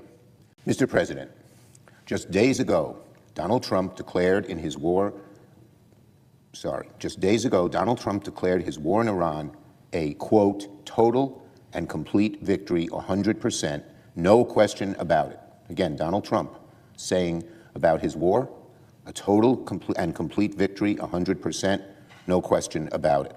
But for the American people, for our troops, for our allies, for our economy, there is nothing but questions about it. In fact, to a majority of Americans, it's a total disaster. In just about every way, things are worse today than they were before Trump started his war of choice. The Straits of Hormuz, worse, closed, unstable. The Iranian regime, worse, more entrenched, more radical. Gas prices, worse, over $4 a gallon. Iran's nuclear ambitions, worse, they're still intact. And America's standing in the world, worse, as the Europeans and our Asian, Middle Eastern allies and so many others are very exasperated with Donald Trump and this country right now. So, Strait of Hormuz, worse. Iranian regime change, worse. Gas prices, worse. Iran's nuclear ambition, worse. American credibility, worse. Everything has been made worse by Donald Trump's war of choice. Donald Trump promised total and complete victory. Instead, he delivered total and complete chaos. That's not victory, that's failure. Donald Trump hasn't even clearly articulated what victory would look like, let alone achieve it. Instead, he has lurched from one reckless idea to the next, with no strategy, no endgame, no coalition of allies.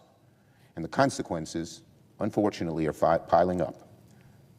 Russia's oil revenues are surging, buoyed by Donald Trump's decision to ease pressure and destabilize global markets. An adversary that is fueling the war in Ukraine is now benefiting from this chaos. And at home, Americans are paying a very high price. Inflation is rising again, driven in part by the spike in energy costs. So Americans are paying the price there. Mortgage rates are climbing. Consumer confidence has hit record lows. Donald Trump is leading our troops into a literal minefield abroad and leading American families into an economic minefield here at home. So let's call Trump's Iran policy for what it is. Not Operation Epic Fury, Operation Epic Failure. Operation Epic Failure is a much more appropriate name for Trump's war of choice. And 45 days into this war, Congress has been sidelined because our Republican colleagues refuse to take a strong stand against this war and duck it completely because they're afraid of Trump. No hearings, no oversight, no serious oversight, no accountability, not one. I say to my Republican friends, this is not how democracy conducts a war. That is not what the Constitution allows. So if Republicans refuse to do their job, Senate Democrats will force the issue. Under the War Powers Act, we will bring a resolution to the floor this week, led by Senator Tammy Duckworth, a combat veteran who understands the true cost of war far more than Donald Trump ever has. And we will not stop there. If Republicans block it, we will vote again and again and again, every single week, until Operation Epic Failure ends, or Congress does its job and authorizes it, which I know it won't, given how bad this war is. Because our troops deserve a mission, not a mess. They deserve a strategy, not chaos. And they deserve leaders who understand that sending Americans into harm's way is a most serious decision a nation can make. Our Republican colleagues face a simple choice: stand with Americans or stand with Trump's failed war. Stand with our troops or keep them in harm's way without a plan.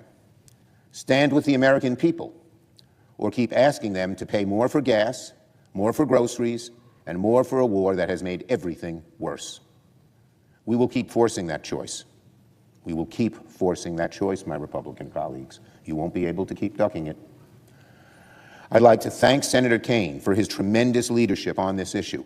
I'd like to thank Senator Booker and the members of our caucus for working with me to ensure we have these votes week after week, unrelenting, until Republicans are ready to stand up, listen to the pleas of Americans, and do their job. The moment landed with unmistakable force. Standing on the Senate floor, Chuck Schumer dismantled the narrative put forward by Donald Trump, a narrative of total and complete victory. Instead, Schumer painted a starkly different picture, a reality where instability has deepened, where alliances have strained, and where Americans, both abroad and at home, are left grappling with the consequences of a war still without a clearly defined end. This was more than political rhetoric. It was a direct challenge to the idea of what leadership looks like in moments of crisis. Because when a leader declares victory, the expectation is clarity, resolution, and measurable success. But what Schumer laid out was something else entirely, a series of cascading effects that suggest not closure, but escalation.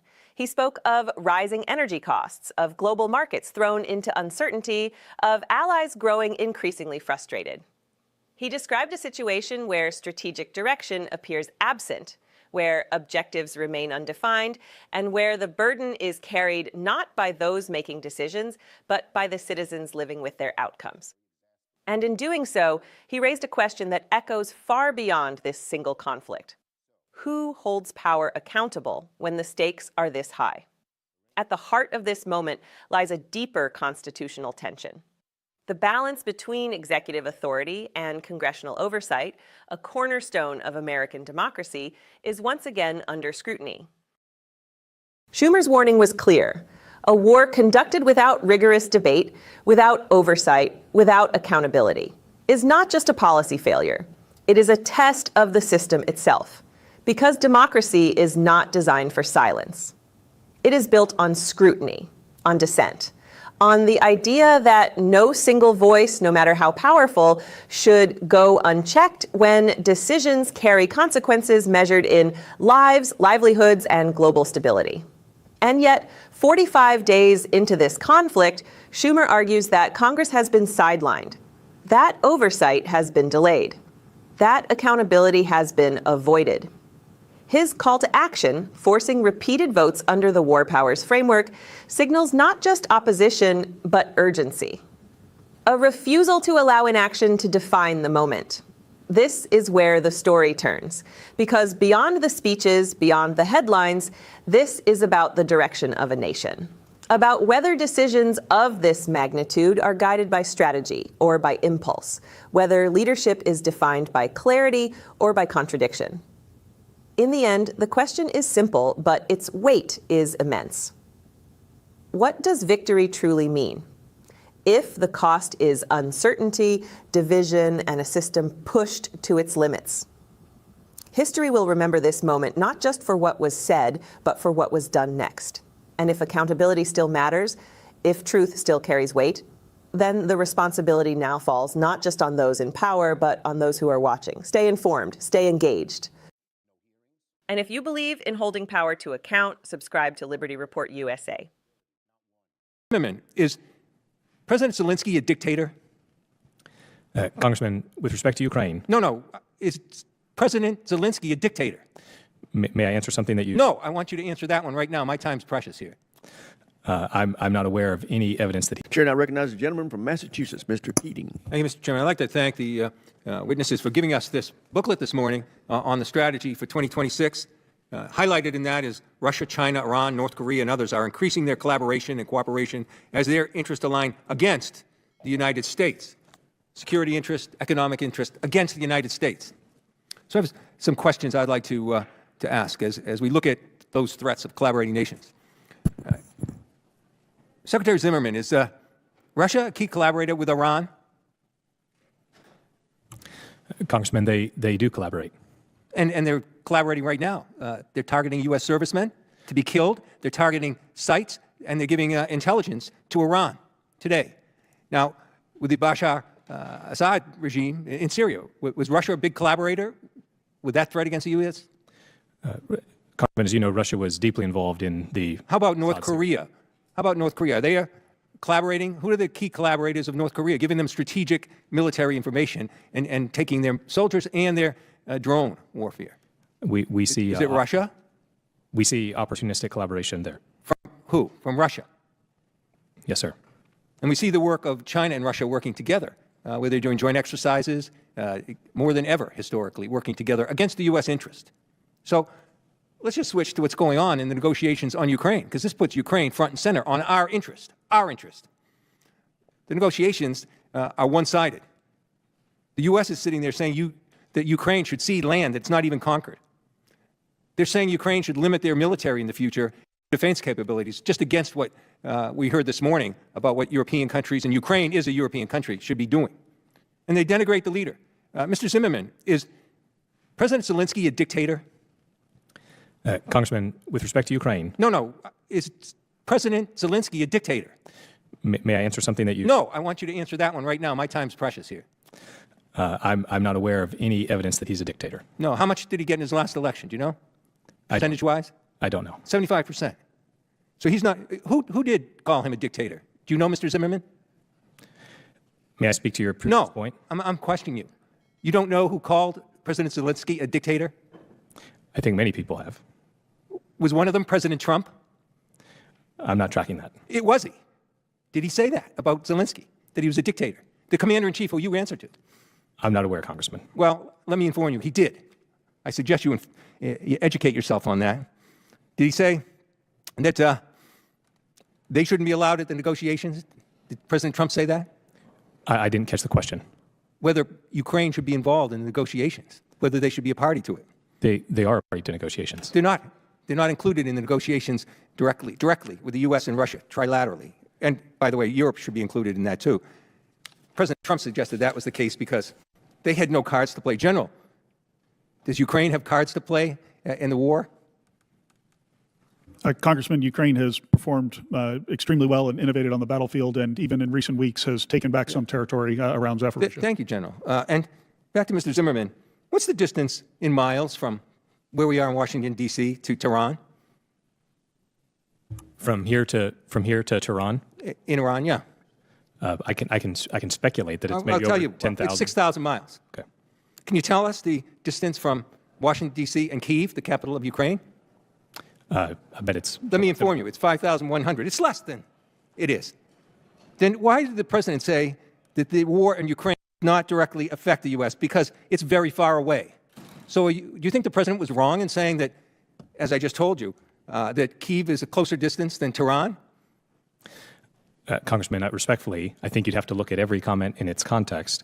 And Well, that's pretty clear cut to me. But let me go on, because I'd like to compliment many of the people across the aisles here in talking about the importance of NATO. And we're going to do that. I wish they would sign on to a discharge. We need one more person to sign on to that to give greater sanctions to Russia and support for the Baltic countries and Ukraine. I yield back. Gentleman yields. Chair now In that striking exchange, Bill Keating did something rare in today's political arena. He forced a moment of clarity.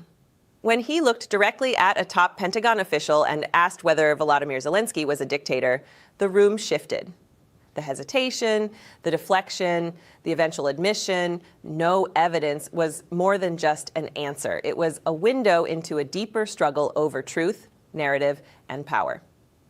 Because this moment wasn't just about one label, it was about the integrity of how leaders are portrayed on the world stage.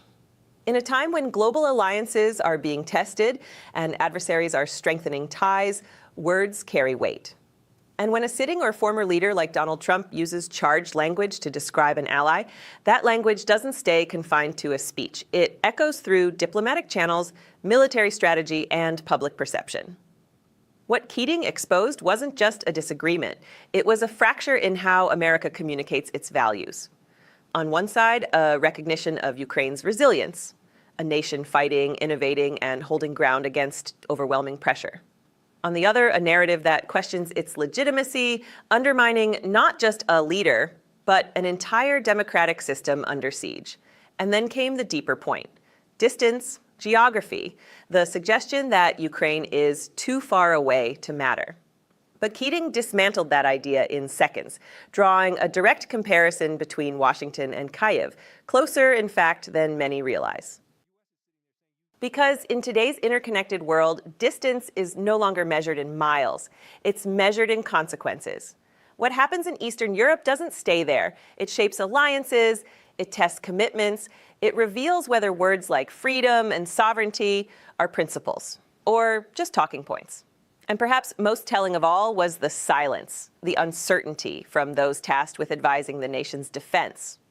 When leaders and officials cannot clearly define allies and adversaries, when they hesitate to confront misinformation, it raises a fundamental question. Who controls the narrative, and to what end? This hearing wasn't just oversight, it was a reminder that truth still matters. That leadership demands clarity, and that the strength of a nation is not just measured by its military, but by its willingness to stand firmly behind its values, even when it's inconvenient. Because in moments like this, history is watching, and the choices made, what is said, what is left unsaid, will define more than policy. They will define legacy. If you believe in holding power accountable, if you believe in cutting through the noise to find the truth, subscribe to Liberty Report USA. Of course, you've got some big claims, but when it comes to numbers, you ought to be able to tell us how many have been prosecuted. The initial number of the estimate of Chinese birth tourism comes from Chinese sources, what they believe it is on their side. I'm asking you what the Republican administration of Donald Trump in his first term or this term have prosecuted under this existing law that you say is creating 1.5 million Chinese Americans, American Chinese, however. How many? Well, there's a couple of things. Number one, during the Trump administration, they have now instructed Customs and Border Patrol, if somebody does appear to be pregnant, to set them aside for further questioning. They have now done it. Suggests they did nothing before. You want to add them to the category of presidents who didn't pay attention to the law? They did it during the first term, and they also... How many? So, Mr. Schweitzer, I'm struggling to figure out numbers, because several times you've gotten close to give us a number of this threat of Chinese birth tourism companies and such, and you've drawn short of saying any specific number. Yet in your written testimony, this practice, you say this practice has flourished over the past 15 years, meaning at least 750,000 and possibly 1.5 million Chinese nationals now hold U.S. citizenship by birth on American soil. Now, Professor Frost tells us there's a violation of federal law here if you're using this practice in coming into the United States. And your rejoinder to her is Democrats don't pay any attention to those laws. Well, so that's what you said, sir. Yeah. Obama, Biden, they don't pay attention to those laws, suggesting that Republicans do. So give me a number. How many prosecutions under President Trump, either in his first term or this term, have there been for violations of this practice, birth tourism? That's an excellent question, Senator. A couple of things have happened. One, there has been prosecution of some birth tourism companies. How many? I'm not sure of the number, sir. Not sure of many numbers before, so you've got some big claims, but when it comes to numbers, you ought to be able to tell us how many have been prosecuted. The initial number of the estimate of Chinese birth tourism comes from Chinese sources, what they believe it is on their side. I'm asking you what the Republican administration of Donald Trump in his first term or this term have prosecuted under this existing law that you say is creating 1.5 million Chinese Americans, American Chinese, however. How many? Well, there's a couple of things. Number one, during the Trump administration, they have now instructed Customs and Border Patrol, if somebody does appear to be pregnant, to set them aside for further questioning. They have now done it. Suggests they did nothing before. You want to add them to the category of presidents who didn't pay attention to the law? They did it during the first term, and they also... How many? I'm not sure, sir. Well, I wish you would be sure. You're making some pretty wild claims here about 1 million Chinese who are going to vote absentee in the next election or do something that may be suspicious. You ought to come back to us with some data that backs that up. Professor Frost, is this law being enforced? So I FOIA'd the Trump administration to try to get information about whether they were enforcing this law, and it's been over a year. I've appealed. I've gotten no response. Mr. Schweitzer, I would love help getting information.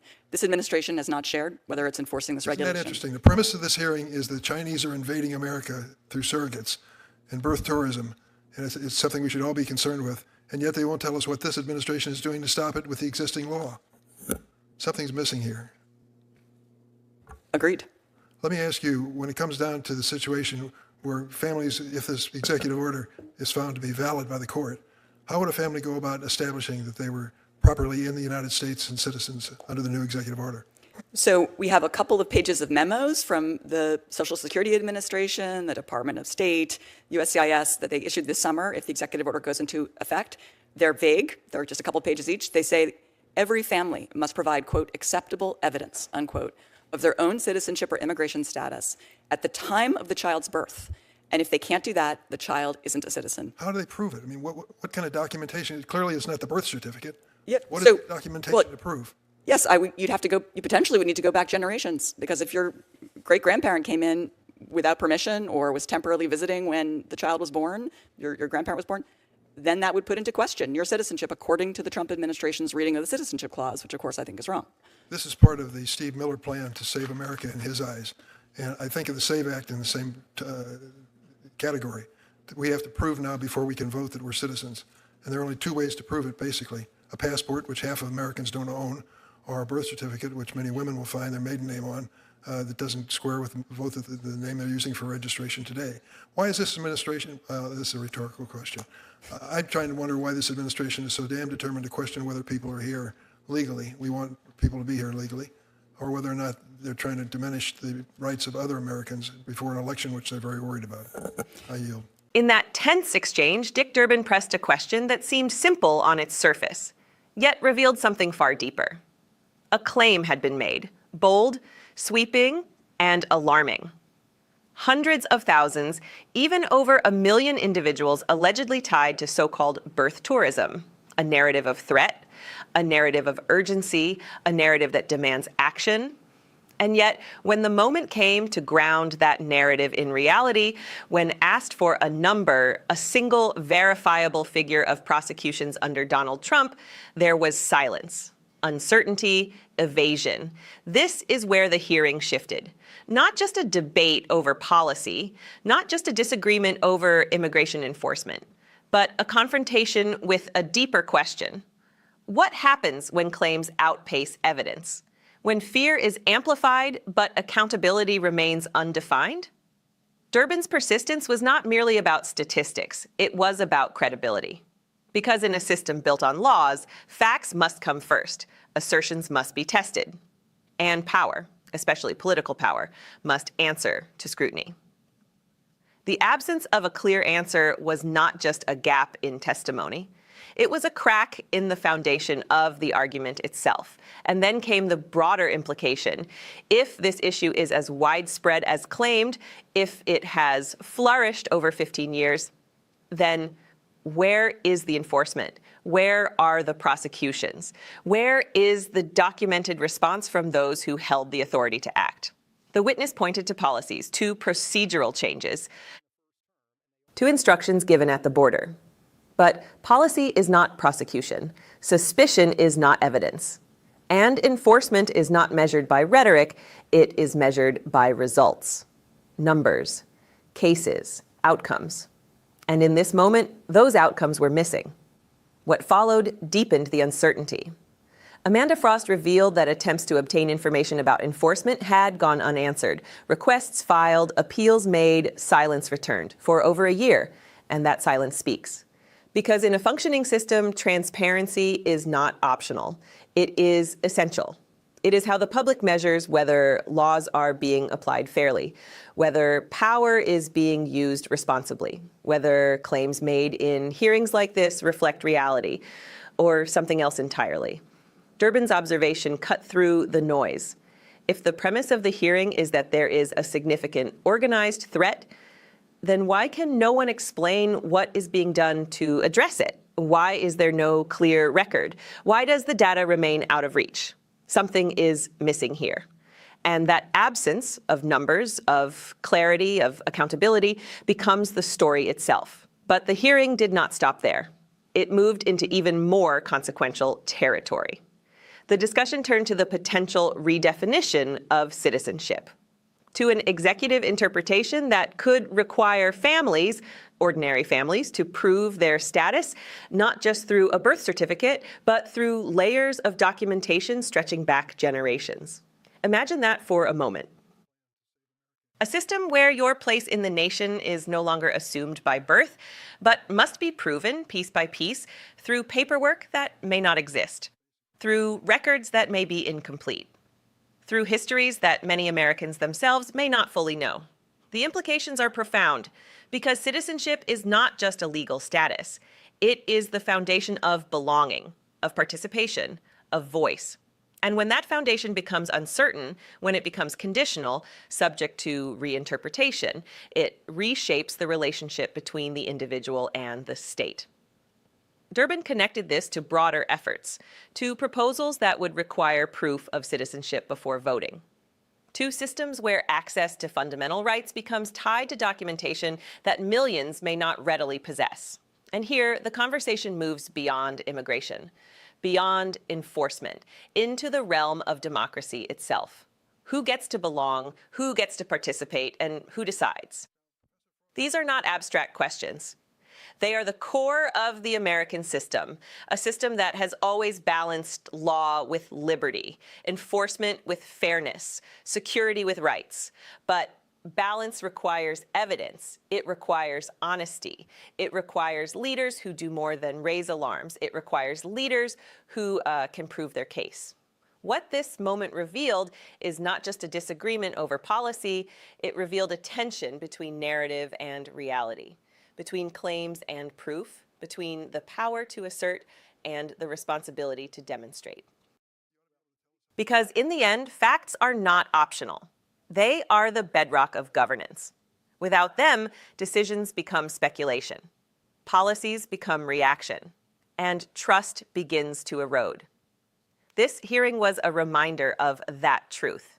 That in a democracy, every claim must be tested, every authority must be questioned, and every system must remain accountable, not just in words, but in action. The questions raised here do not end with this exchange. They extend beyond this room, into every conversation about law, about citizenship, about the future of the nation, because the real issue is not just what is being claimed, but what can be proven. And in that difference lies the line between justice and uncertainty, between leadership and rhetoric, between truth and everything else. Stay informed, stay engaged. And if you believe in holding power accountable, if you believe in demanding evidence over assumption, then support our work to expose the truth.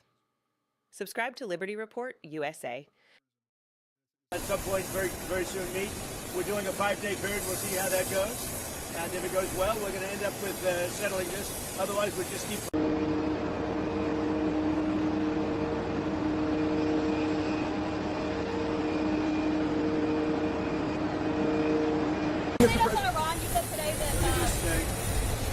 Move over, let's get out of this side.